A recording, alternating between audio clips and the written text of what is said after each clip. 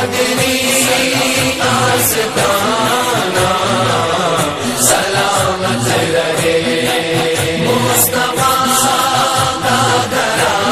اللہ الرحمن الرحیم۔ سرکار صلی اللہ تعالیٰ علیہ وآلہ وسلم نے ارشاد فرمایا، اللہ فی اصحابی، کہ اے میرے امتیوں رب ذوالجلال کی بارگاہ سے میرے صحابہ کے حوالے سے ڈرتے رہو، اور جو میرے صحابہ کو برا بلا کہے، سرکار صلی اللہ تعالیٰ علیہ وآلہ وسلم نے ارشاد فرمایا کہ اس پر اللہ کی لعنت ہے، اور اللہ کے فرشتے اور تمام عالمین میں جتنے بھی احباب ہیں ان کی لعنت ہے۔ 22 رجب المرجب کے حوالے سے عرض کرتا چلوں کہ اہل سنت نے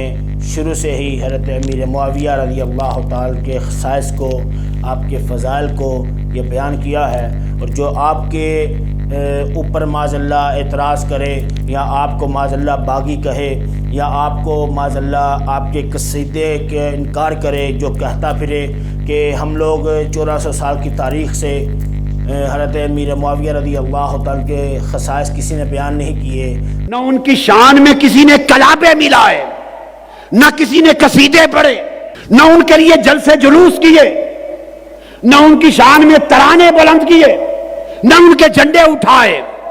نہیں۔ 1300 سال کا اہل سنت والجماعت کا ذخیرہ علم متفقہ، جس پر اختلاف نہیں ہے۔ میں ذمہ داری سے کہہ رہا ہوں، کتابیں پڑھیں، کھنگالیں کتب کو، علم کے سمندر میں غوطہ زنی کریں، آپ کو پتا چلے 1200-1300 سال میں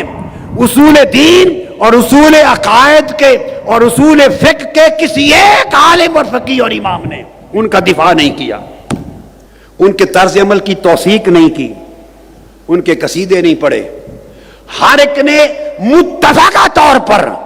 ان کے طرز عمل کو خروج کہا، بغاوت کہا۔ کہ جو حضرت امیر معاویہ رضی اللہ تعالیٰ عنہ کو معاذ اللہ برا بلا کہے، وہ جہنمی کتوں میں سے ایک کتا ہے،